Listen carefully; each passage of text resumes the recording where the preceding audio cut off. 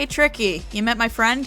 No, nice to meet you though. Do you like the party? Well, the people here seem nice, but the music is so... SpongeBob.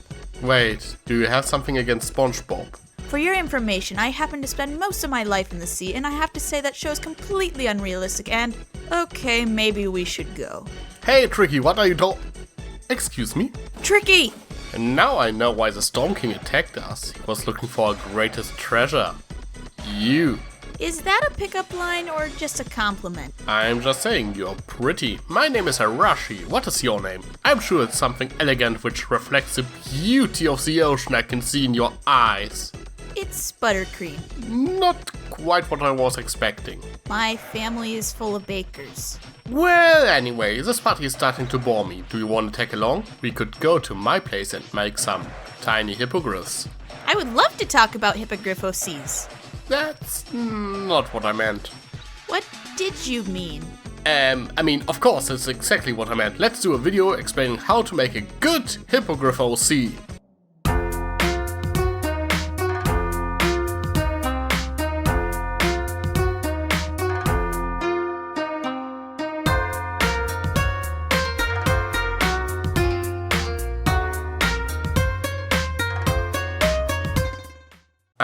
Hippogriffs. Everyone loves them. Probably only because they watched Harry Potter, but the idea of hippogriffs intrigues the brownie fandom for a while. So, of course, we were excited to see them in the movie. Of course, hippogriffs were not the creation of J.K. Rowling, as the creatures were told of in legends dating as far back as the 1500s.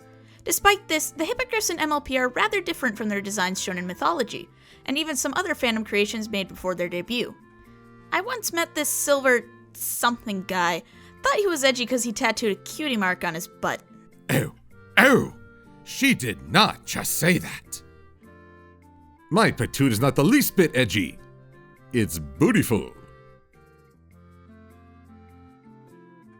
But this video is supposed to talk about the way hippogriffs are depicted in the show, well, in the movie I suppose, where the first thing you might notice is that they don't really look like a hybrid creature. Hippogriffs are usually depicted similar to griffins, the front of a bird and the butt of a horse, the same way as griffins have the head of an eagle and the body of a lion. Now, hippogriffs are depicted that way in the show as well, but their horse attributes seem far more pronounced. When you take a look at the MLP movie art book, you will notice that early designs look much more like griffins in the show, pronouncing more the bird aspects of the character design. And similar to griffins, they could incorporate design elements from different birds. One hippogriff could be half owl, while the other one is half raven and so on. Whereas in the show there seems to be like a unified design and the bird parts are hardly distinguishable. I think that's because they wanted to distinguish them more from the griffins so they stand out more. It's easy to mistake the classical hippogriff for a griffin given both are essentially just a hybrid between a bird and a large animal.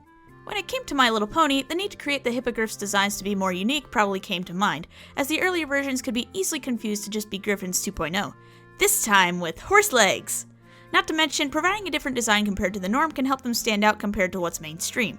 Instead of having the chimera look of the griffins, the design of the hippogriffs is far more uniform, maintaining the same coat color while distributing the bird-like feathers throughout the design, such as their claws and feather-like manes and tails. Yeah, though I do think it's a bit disappointing. The Chimera look would offer more variety, and speaking of colors, whereas the colors of a griffin depend on the cat and the bird he is composed of, and therefore has a more natural look to it, the color scheme of a hippogriff is more similar to ponies, as in you have the entire pastel rainbow to work with. Now regarding their manes, that one is a bit iffy. It is a bit hard to point down. For example, Terrama's mane seems to be more feather-like, but Silverstream's mane seems to be made out of hair, and some styles just seem like a weird mix. So I think you probably shouldn't think too much about that. I wanted a braid for my design, so I decided that my mane is made out of hair and not feathers. So everything is fair game when it comes to picking a hairstyle for your OC. Of course, when it comes to designing your OC, you should consider what makes them unique.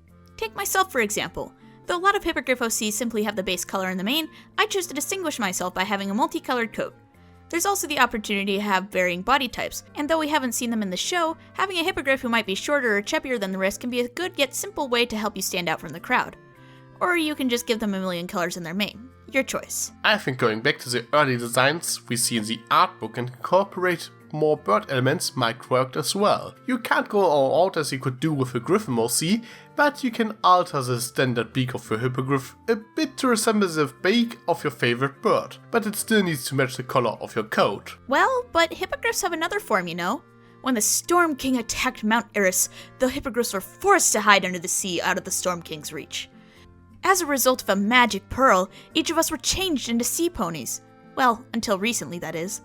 Now the pearl's been shattered, with a piece given to every Griff to allow us to shift into our more aquatic forms. Yeah, and we carry these shards around as fashionable amulets, though frankly I kinda question that decision. I mean, it's convenient, but I think it's a bit hard to imagine that Queen Novo would simply smash such a powerful item. In any case, if you are creating a Hippogriff OC, you should incorporate that amulet, which contains the shard, in some fashion. In the show they all look the same, but in theory your OC could carry the shard around in a different looking amulet or some other accessory, like for example a hat. Of course, if you really wanted to be unique, you could design your character to be without the amulet, thus limiting them to one form, but providing an interesting backstory element nonetheless. I mean, if you think about it, it's a limited resource. Do Griffs just pass it around or say no thanks that they'd rather stay in one form? This show's canon is confusing. Well, concerning Seapony's design, it is notable that the bird features vanish completely. Though I'm really not sure if Seapony is actually the best way to describe them. Fun fact, they don't actually use that term in the movie either, but it is used in the show. If they had a feather mane, it seemingly transformed into hair or fins and generally appears to be more rounded.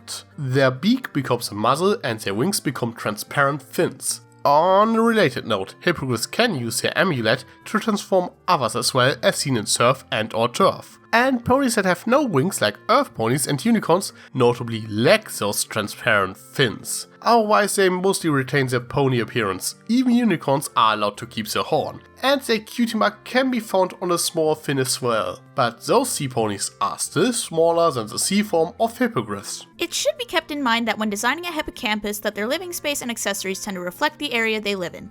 Unlike the hippogriffs who live on land, those who live in Sequestria are generally somewhat limited to what lies in the ocean. However, that certainly doesn't mean that you can't have a little fun with it. Shells and pearls are nice touches to help show that they come from the sea, though consider featuring bits of sea-based plant life and maybe small animals as potential decorative features.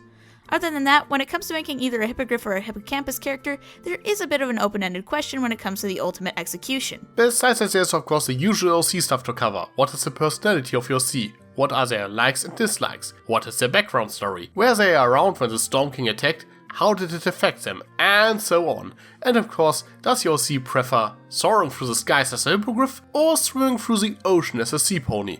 Because it is recommended to decide a default form of your OC. And that's how you bake yourself a hippogriff OC. Not the wording I would have used. In any case, that was fun. Want to do it again sometimes? Maybe we can do it on my channel next time. That sounds like a great idea, my pretty. I'm sure Spirit would love if we were to help her with an art block episode. Wait, I thought you meant... Meant what? Never mind.